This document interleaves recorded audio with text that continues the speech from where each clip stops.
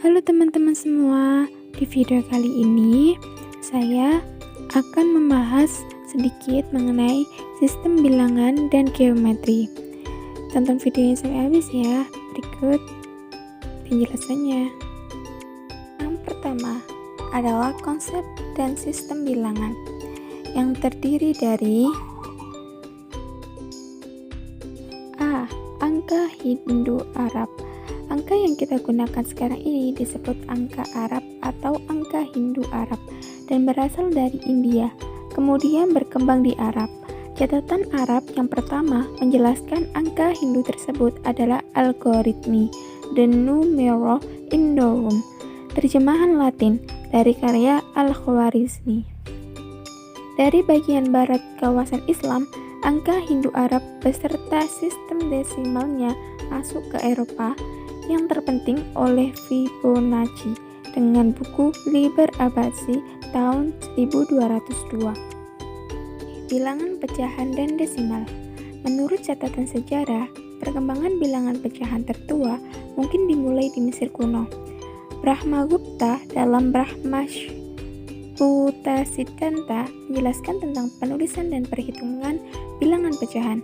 Sementara itu, Al-Qalasari pada tahun 1412 sampai 1486, orang yang pertama yang menulis tanda garis horizontal di antara pembilang dan penyebut. Namun, Jeff Miller menyebut nama Al-Hazar abad ke-12, sedangkan pemakaian pecahan desimal berikut cara perhitungannya yang signifikan terdapat pada karya Al-Kashi. Miftah Al-Hisab ini dilanjutkan oleh Simon Stevin dengan menulis Ladisma tahun 1585. Bilangan negatif.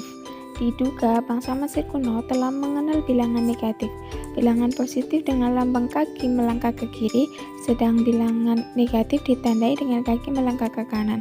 Matematikawan Cina kuno belum menerima bilangan negatif sebagai penyelesaian suatu persamaan. Bahkan matematikawan Yunani kuno hampir dalam setiap bukunya tidak memberikan penyelesaian bilangan negatif. Penerimaan bilangan negatif lebih maju di India. Brahmagupta telah mempergunakan bilangan negatif hampir serupa dengan konsep modern. D. Bilangan irasional. Tentang bilangan irasional, perguruan Pitagoras sekitar tahun 570 sampai 490 sebelum Masehi menganggap semua bilangan adalah rasional.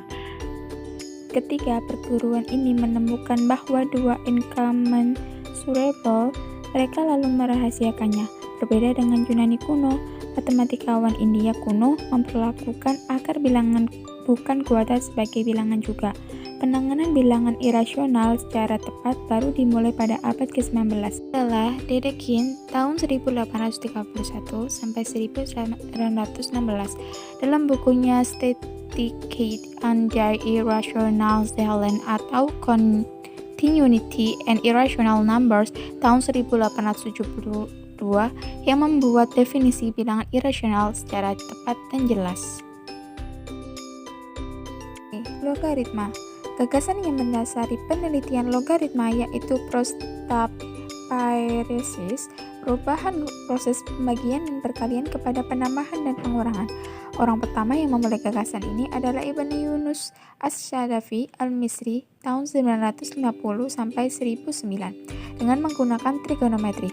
Gagasan yang mendasari penelitian logaritma yaitu postapairesis dengan menggunakan trigonometri. Logaritma ditemukan di awal tahun 1600 oleh John Napier tahun 1550 sampai 1617 dan George Burke tahun 1552 sampai 1632. Walaupun banyak yang mengatakan Napier adalah perintis, yang sebenarnya Napier menerbitkan Nivici Logarithmorum Canonis Descriptio tahun 1614.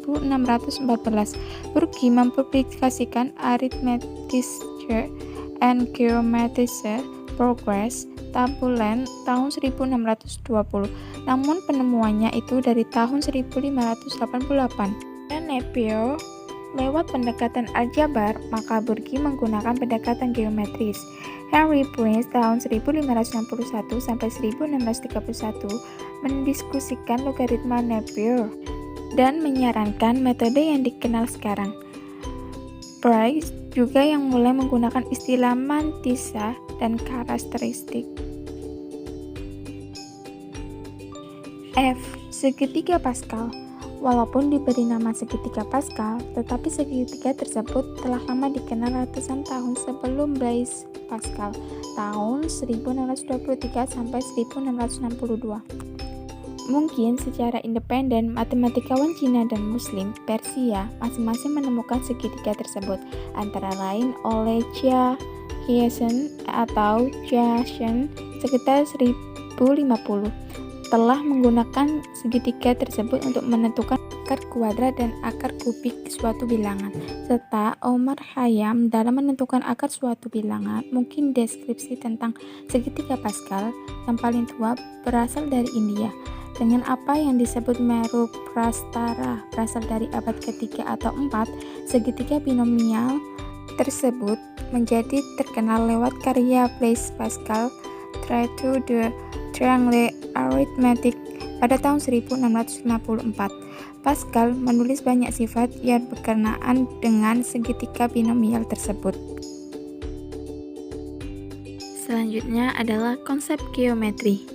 Sejarah peradaban paling kuno yang tercatat dalam sejarah adalah peradaban Babilonia. Pengetahuan Babilonia mengenai geometri khususnya keliling, luas, dan volume cukup teliti.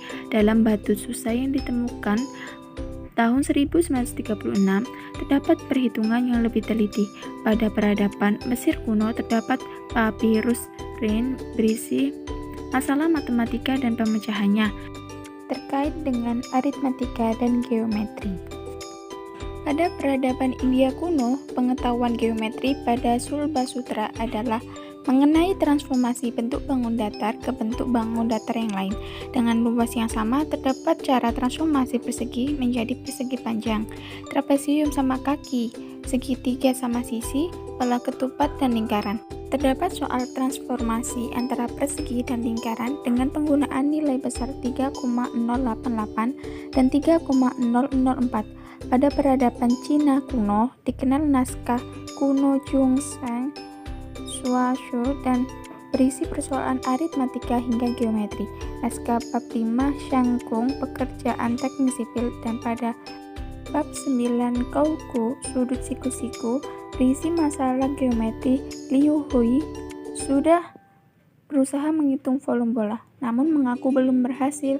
Su Ken pada tahun 450-520 berhasil menghitung diameter bola jika diketahui volume bola. Ia menyelesaikan menggunakan prinsip yang lalu disebut prinsip Cavalieri. Dari warisan sejarah geometri pada peradaban kuno, yang paling lestari pemanfaatannya hingga zaman modern adalah geometri dari Yunani kuno. Sumber dan warisan utama geometri Yunani kuno berasal dari Egypt, dengan bukunya berjudul Elements yang terdiri dari 13 buah buku. Masalah keliling, luas, dan volume bangun geometri dibahas pada buku Elements tersebut dan menjadi acuan pokok dalam pengajaran geometri di sekolah dan universitas selama berabad-abad. Selain elemen, buku On the Spur and Slider misalnya dibahas volume berbagai bangun ruang, salah satunya penurunan ruang volume bola dengan cara membandingkan dengan volume kerucut dan tabung. Pada buku Measurement of a Cycle dibahas penurunan luas lingkaran, dan yang terpenting penemuan nilai pi dengan menggunakan metode pendekatan hingga segi beraturan. Archimedes menemukan nilai pi berada di antara 3/10/71 dan 3/1/7.